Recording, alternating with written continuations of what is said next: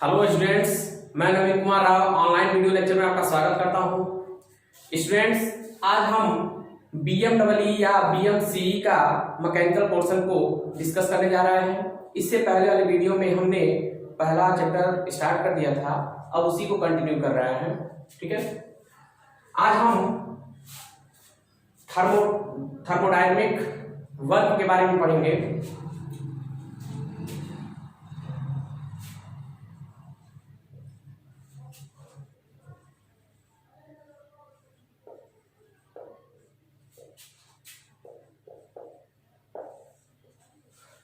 Students, work के बारे में आप लोग जानते होंगे कि वर्क क्या होता है। अगर कोई वस्तु पे बाह्य बल लगाया जाता है और वह वस्तु बल की दिशा में ही विस्थापित हो जाता है तो उसे हम वर्क बोलते हैं, कार्य बोलते हैं। ठीक है, तो वर्क इज इक्वल टू होता है फोर्स इनटू डिस्प्लेसमेंट। ठीक है, अगर डिस्प्लेसमेंट शून्य है, जीरो है, तो वो वर्क नहीं माना जाएगा। जैसे मान लीजिए दीवार है, अगर उस पर हम बल लगा रहे हैं, बल तो लग रहा है लेकिन कोई डिस्प्लेसमेंट नहीं हो रहा है दीवार में, तो वहां पर वर्क क्या है? जीरो है, वहां पर कोई कार्य नहीं हो रहा है। ठीक है, तो वर्क को हम लिख सकते हैं force, work is equal to force into displacement. ठीक है, अगर प्रेशर के टर्म में इसको लिखें तो क्या होगा? Pressure into area into displacement. इतने पोर्शन को हम वॉल्यूम के रूप में कंसीडर कर सकते हैं, P into volume, P into V. ठीक है, ये है आपका वर्क डन। ठीक है, एसआई यूनिट जो है, एसआई यूनिट ऑफ वर्क क्या होता है? जूल। ठीक है, नेक्स्ट है power.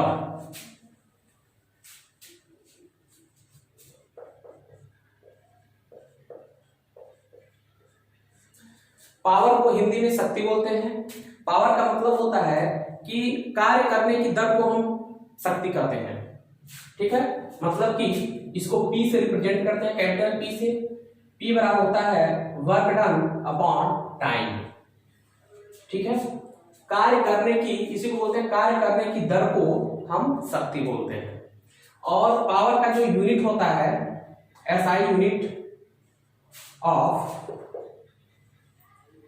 Power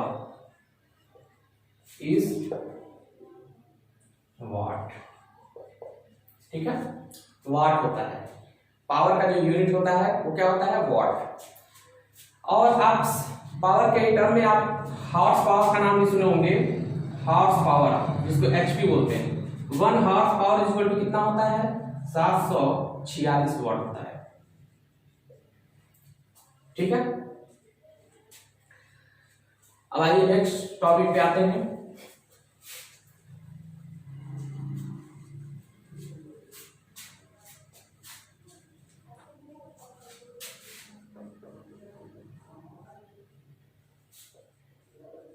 sources of energy. Energy के बारे में हम पिछले वीडियो में बता चुके हैं कि एनर्जी के बिना, ऊर्जा के बिना कोई भी कार्य संभव नहीं है। तो हम एनर्जी को लाएंगे कहां से? एनर्जी को हम बना नहीं सकते, तो आखिर आता कहां से? एनर्जी जो है एक फॉर्म से दूसरे फॉर्म में कन्वर्ट किया जाता है।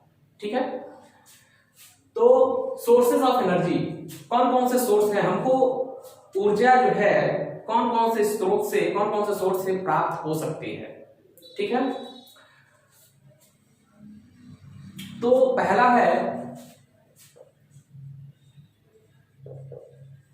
On the basis of availability.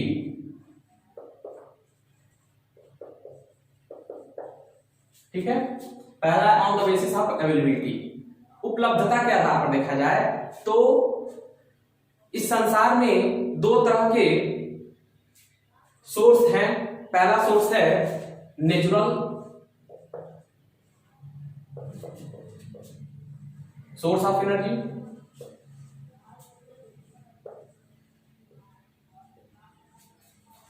और दूसरा है आर्टिफिशियल सोर्स ऑफ एनर्जी। ठीक है, natural source of energy, artificial source of energy. ठीक है, नेचुरल सोर्स ऑफ एनर्जी के रूप में हम कह सकते हैं क्या उपलब्ध है, कौन कौन सा सोर्स एनर्जी का, कौन कौन सा सोर्स है, जैसे सूर्य की किरणें, ठीक है, वायु, जल, जियोथर्मल जिसको भूतापीय बोलते हैं, ज्वार भाटा, ये सब जो है नेचुरल सोर्स ऑफ एनर्जी है। और आर्टिफिशियल सोर्स ऑफ एनर्जी को हम कह सकते हैं लकड़ी का कोयला, पेट्रोल, डीजल, केरोसिन, ये जो है आर्टिफिशियल सोर्स ऑफ एनर्जी है। ठीक है, अब दूसरा है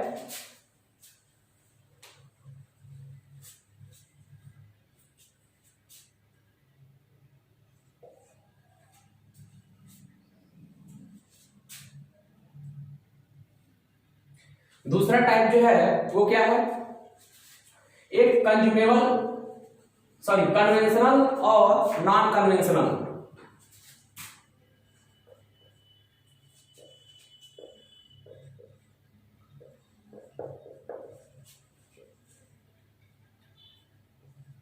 कन्वेंशनल सोर्स ऑफ एनर्जी और दूसरा है non conventional source of energy.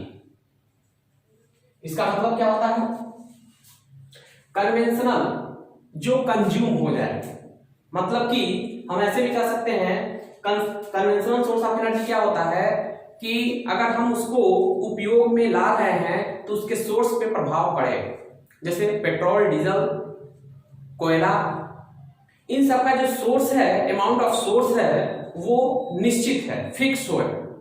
ठीक है, लेकिन non conventional source of energy जो है, इनको हम उपयोग भी कर लें तो उनके सोर्स मतलब भंडार पर कोई प्रभाव नहीं पड़ने वाला है। जैसे non conventional source of energy का एग्जांपल है geothermal energy, solar energy, wind energy. ठीक है, ये जो है non conventional source of energy है, इनको यूज करते हैं तो उसके जो भंडार है, स्टोर है, वहां पर कोई भी प्रभाव नहीं पड़ता है। लेकिन कन्वेंशनल सोर्स ऑफ एनर्जी में क्या होता है कि अगर हम उसको यूज करते हैं तो उसके भंडार पर प्रभाव पड़ता है। ठीक है, जैसे इसका एग्जांपल हो गया पेट्रोल, डीजल, केरोसिन। ठीक है, अब हम बात करेंगे सबसे पहला non conventional source of energy का पहला टॉपिक है non conventional source of energy का पहला टॉपिक है जियोथर्मल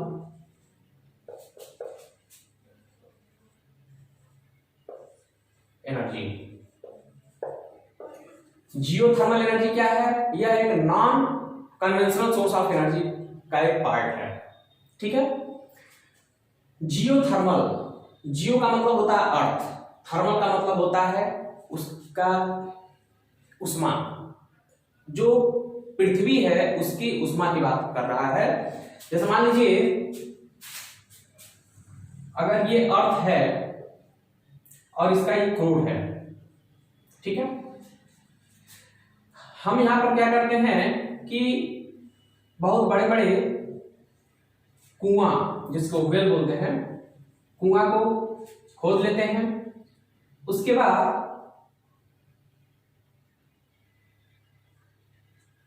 पाइप के माध्यम से एक यहां पर पंप लगा होता है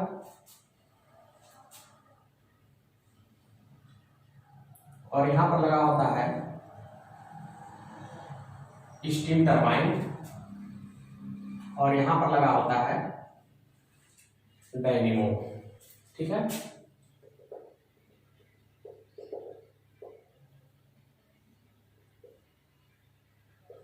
पंप है, ये टरबाइन है और ये है डायनेमो। ठीक है, अब इसको समझ लीजिए आप लोग। ये जो है अर्थ पे हम क्या करते हैं, बहुत बड़े बड़े कुएं को खोदते हैं, उसमें जो है जल को भर देते हैं। इसके क्रोड के संपर्क में आने से मतलब जो भी इस पृथ्वी के अंदर उष्मा है उसका उपयोग करके ये क्या करता है, जल क्या करता है, जो वाटर भरा हुआ है इसमें, वो क्या करता है, उस उष्मा को अवशोषित करता है। अवशोषित करने के बाद ये धीरे धीरे गर्म होना शुरू हो जाएंगे। गर्म होने के बाद ये धीरे धीरे जो पानी है, जो वाटर है, वो भाप के रूप में कन्वर्ट हो जाएगा। ठीक है, और पंप के माध्यम से उसको खींच लिया जाता है और उसको टरबाइन में, स्टीम टरबाइन में भेज दिया जाता है। ठीक है, अब यहाँ स्टीम टरबाइन में क्या होता है कि वो स्टीम एक्सपैंड होते हैं, फैलते हैं, जिसकी वजह से जो टरबाइन का ब्लेड होता है वो रोटेट करता है। फिर जब ये रोटेट करता है तो सेम शाफ्ट, जो स्टीम टरबाइन का शाफ्ट है, उसी शाफ्ट को डायनेमो में जोड़ा गया रहता है। जब ये रोटेट करेगा, यहाँ का शाफ्ट रोटेट करेगा, तो डायनेमो का भी शाफ्ट रोटेट करेगा, और डायनेमो जब रोटेट करेगा तो क्या होगा, वो मैकेनिकल एनर्जी को इलेक्ट्रिकल एनर्जी में कन्वर्ट करता है। ठीक है, यही है जियोथर्मल एनर्जी। मतलब कि पृथ्वी के पास जो भी उष्मा है उसका उपयोग करके हम क्या कर रहे हैं, एक इलेक्ट्रिसिटी में या इलेक्ट्रिकल एनर्जी हम प्राप्त कर रहे हैं।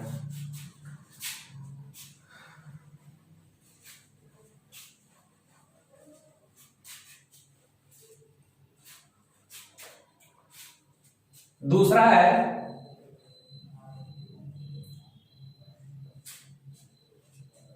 Thermal energy.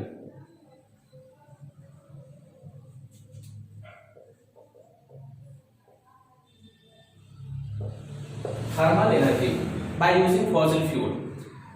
मतलब कि अभी देखे हैं आप कि वहां पर पृथ्वी के पास जो उष्मा रहती है उसको अवशोषित करके, ठीक है, यहां पर क्या होता है, जो वाटर होता है वो भाप के रूप में कन्वर्ट होता है। यहां पर जो है थर्मल एनर्जी में क्या होता है, फॉसिल फ्यूल को, जैसे कोयला हो गया या कोई ऑयल हो गया, गैस हो गया, उसको हम जलाते हैं पहले। ठीक है, जलाने के बाद जो है जो भी हीट उत्पन्न होता है, फिर धीरे धीरे वाटर को गर्म किया जाता है। गर्म करने के बाद फिर जो भाप निकलता है उस भाप को सप्लाई देते हैं टरबाइन में। ठीक है, पहले डायग्राम से डायग्राम बना रहे हैं, फिर उसको समझाते हैं।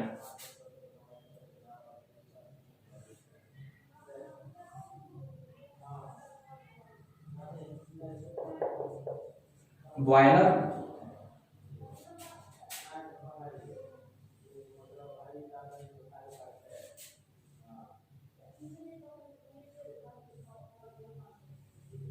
Turbine, dynamo,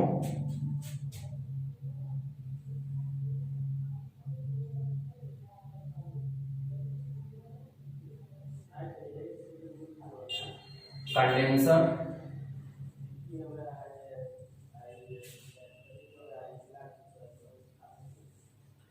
pump,